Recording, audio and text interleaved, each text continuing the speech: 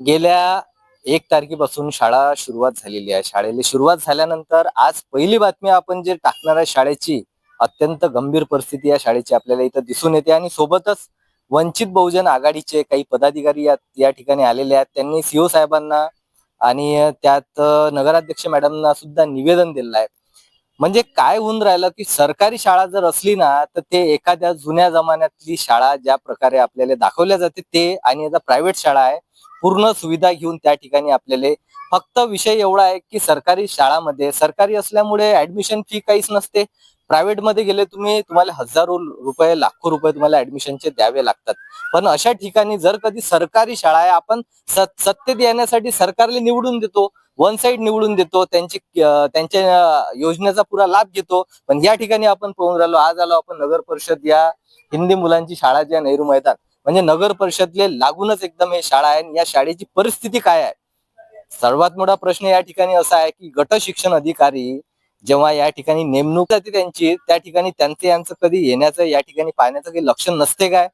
आज या ठिकाणी आपण पाहतो वंचित बहुजन आघाडीने या ठिकाणी घेतलेला जो पुढाकार आहे, तो पुढाकार म्हणजे काय? आज या ठिकाणी तुम्ही पाहता की हे पुरं मैदान दिसते, या मैदान दिसते अशी तुम्हाला खूप म्हणजे व्हिडिओ मध्ये दिसताना दिसते की खूप छान बिल्डिंग दिसते. याही ठिकाणी दिसते का हे नवीन बांधकाम दिसते, हे बांधकाम नवीन दिसते. पण खरी परिस्थिती तुम्हाला या ठिकाणी याच्या जवळ गेल्यानंतर तुम्हाला दाखवणार आहे. आता या ठिकाणी पाहता तुम्ही वंचित बहुजन आघाडीचे कार्यकर्ते या ठिकाणी दिसतात आणि यांच्याच मागे तुम्ही थोडस जर कधी पाहत असाल ना तर हे मार्केट बनलेलं आहे. म्हणजे फक्त आपल्याला टॅक्स आणि भाडे वसुलीसाठी म्हणा किंवा विक्रीसाठी दुकानं नगर परिषद पहा तुम्ही, एवढं मोठं मार्केट सध्या हे दिसते. पण पुरा राऊंड असा मागं घेतलेला आहे. थोडस दाखवा त्यांना, थोडस दाखवा. शाळेच्या मागच्या साईडला तुम्हाला हे पूर्ण हे स्लॅबसाठी लावलेले दिसतात, बल्ल्या लावलेल्या दिसतात. आज आपण वंचित बहुजन आघाडीच्या काही पदाधिकाऱ्यांशी आपण चर्चा करणार आहे. नेमकं तुम्ही आज निवेदन दिलं आणि या वर्षातली पहिली तक्रार सध्या आपल्याला दिसते हे वंचित बहुजन आघाडीची दिसते. परंतु यानंतर आपल्या मराठी 24 तासच्या माध्यमातून शहरी भागातली असो की ग्रामीण भागातल्या असो, शाळा जर कधी या प्रकारच्या दिसतात तर नक्कीच याची कंप्लेंट होणार आहे खूप मोठ्या प्रमाणात. आज आपल्यासोबत वंचित बहुजन आघाडीचे काही कार्यकर्ते आहेत. नेमका विषय काय आहे? आज जवळपास मी ज्या प्रकारे इंट्रो केला त्या प्रकारे तर त्यामध्ये सगळं स्पष्ट झालेलं आहे. नेमकं आज काय केलं तुम्ही? नगराध्यक्ष मॅडमना सुद्धा भेटले. नमस्कार, मी पृथ्वीराज भटकर, वंचित बहुजन आघाडी तालुका महासचिव. आज आम्ही जे नगर परिषद नेहरू मैदान इथे जे शाळा आहे वर्ग 1 ते 4 पर्यंत, या शाळेची अवस्था एवढी दयनीय दुर्दैवी झालेली आहे की प्रशासनाचं त्याच्यावर थोडंसंही लक्ष नाही. ही शाळा डिजिटल व्हावी, या शाळेमध्ये कॅम्प्युटर लॅब असावं, क्रीडा साहित्य असावं मुलांना खेळासाठी, अशा सेमी इंग्लिश असावं, अशा अनेक सुविधा या शाळेमध्ये नाही आहेत. त्यामुळं विद्यार्थ्यांची संख्या या शाळेमध्ये कमी होत चाललेली आहे. या संबंधित अधिकारी किंवा प्रशासन यांना ही शाळा बंद पाडायची आहे काय असं त्यांच्यावरून दिसत आहे. या शाळेवर त्यांचं लक्ष नाही काय? विद्यार्थ्यांची पटसंख्या कमी होत चाललेली आहे, त्याचं कारण काय आहे? त्या शाळेमध्ये सुख सुविधा नाही आहेत, जे विद्यार्थ्यांना मिळायला पाहिजे ती सुविधा त्या शाळेमध्ये उपलब्ध नाही आहेत.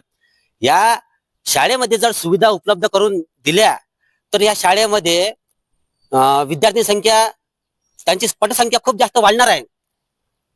विद्यार्थ्यांची संख्या कमी असल्यामुळे शाळा बंद व्हायच्या कगारमध्ये उभी आहे.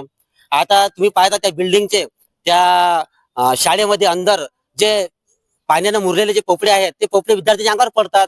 तुम्ही लाईव्ह येऊन इथं पाहू शकता. त्याच्यानंतर विद्यार्थ्यांचे मुलांचे आई वडील त्यांना इथं शाळेपर्यंत आणतात, त्या गेट पाशी त्यांना सोडून देतात, त्या गेट पर्यंत त्यांना सोडून देतात विद्यार्थ्यांना. ते विद्यार्थी ह्या चिखलच्या ह्या ग्राउंड मध्ये चिखलातून दलदलातून ते विद्यार्थी कसे परत झडत शाळेपर्यंत येतात आणि इथं बसतात. इथं बसल्यानंतर त्याला जे सुविधा पाहिजे ते सुविधा इथं भेटत नाही.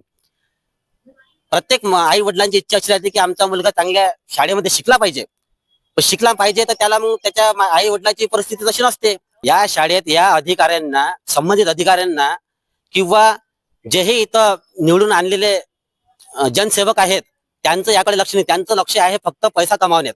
जसं नगर परिषद शाळेमध्ये हे मार्केट त्यांना बांधता आलं, एवढं मजबूत एवढं मोठं मार्केट त्यांना बांधता आलं कारण इथून आवक भेटणार आहे.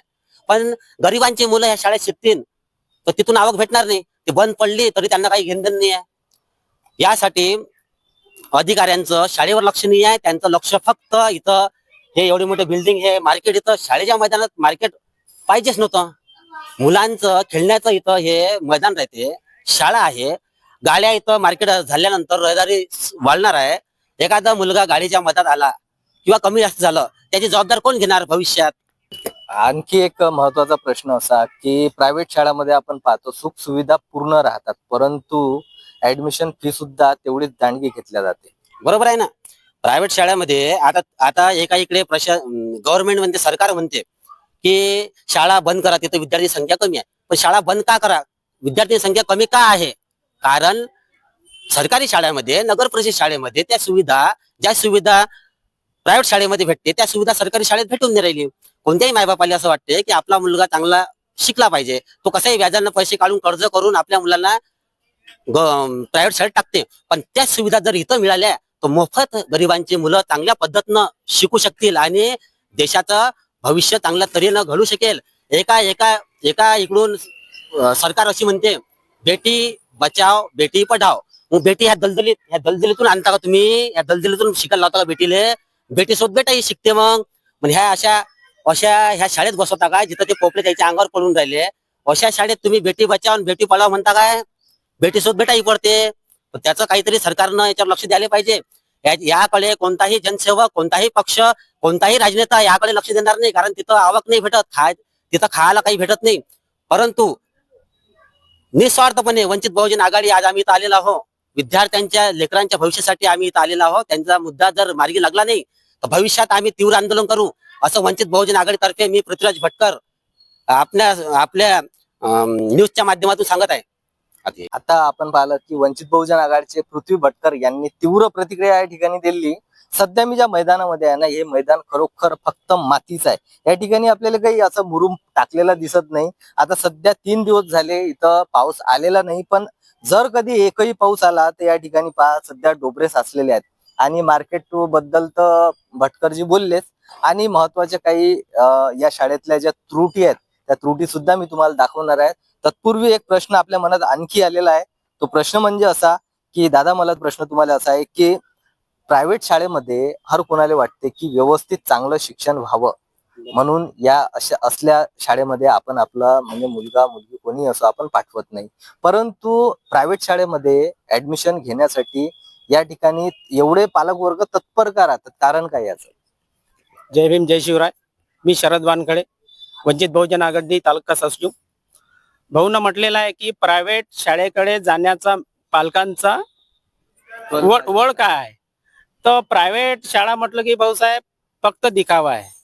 आता हे आपण ही शाळा पाहत आहे नगर परिषद, 1935 पासून याची ओपनिंग झालेली आहे आणि इथं चांगले चांगले विद्यार्थी अधिकारी या शाळेतून गेलेले आहेत. तर असं म्हणता नाही येईल की तिथं शिक्षक शिकवतात आणि इच्छे शिकवत नाहीत.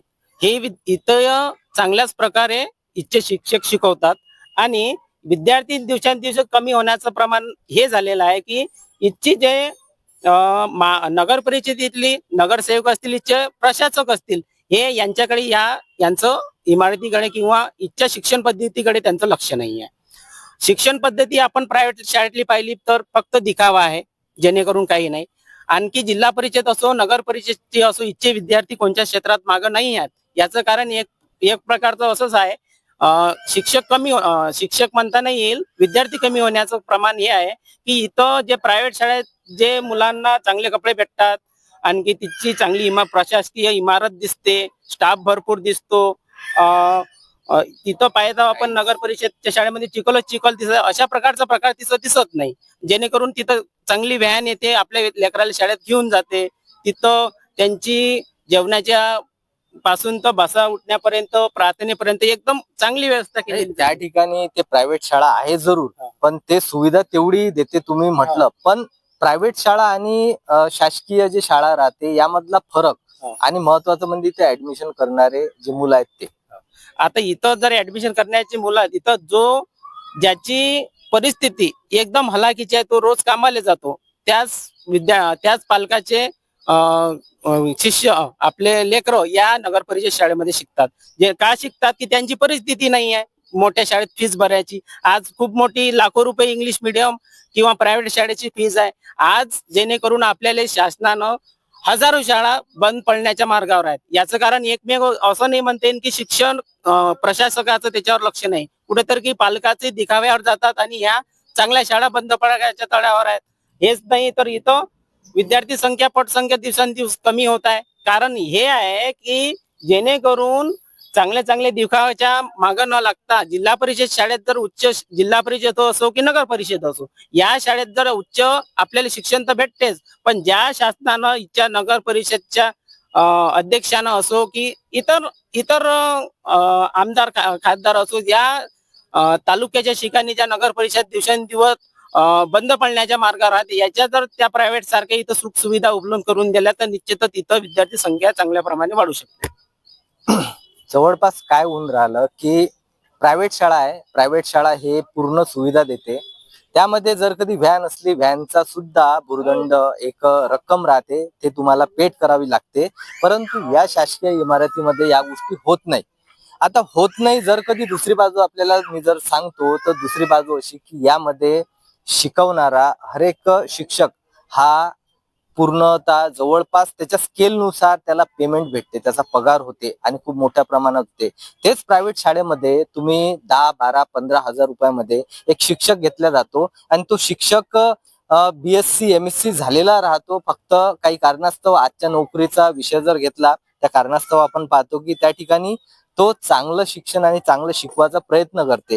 काही कॉन्व्हेंट असतील ज्या ठिकाणी आपण पाहिलं की त्या ठिकाणी एखादा काही 12वी झालेला किंवा BSc झालेला जो त्या प्रकारचं शिक्षण न घेतलेला असा व्यक्ती आहे की त्या ठिकाणी तो शिकवण्यात तो असमर्थ राहते. पण काही काही ठिकाणी पाहिलं आपण उच्च शिक्षित शिक्षक सुद्धा आहेत की त्या प्रायव्हेट शाळेमध्ये शिकवतात. परंतु शासकीय इमारत आहे आणि तुम्ही एकीकडे पाहता की आज पुऱ्या महाराष्ट्रातच नाही तर पुऱ्या भारतात नितीनजी गडकरी यांनी मोठमोठे कॉन्क्रीटचे रोड, ज्यात 7-7, 8-8, 12-12 फूटचे असे काहीतरी रोड बनलेले आहे. एवढं त्यामध्ये मटेरियल भरलेलं आहे. आज या शाळेची आपण परिस्थिती जे पाहतो ना, हे खरंच लय हालाकीची या ठिकाणी दिसते.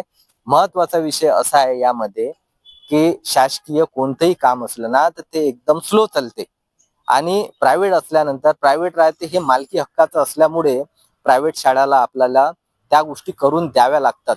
नेमकं कारण काय या गोष्टीचं तुम्ही कमेंट्स करून सांगा. माझं काही चुकलं असेल, यांचं काही चुकलं असेल, काही प्रश्न आणखी तुमच्या मनात येत असेल ते कमेंट्स करून नक्की सांगा. पाहत राहा मराठी 24 तास. मी भूषणराव.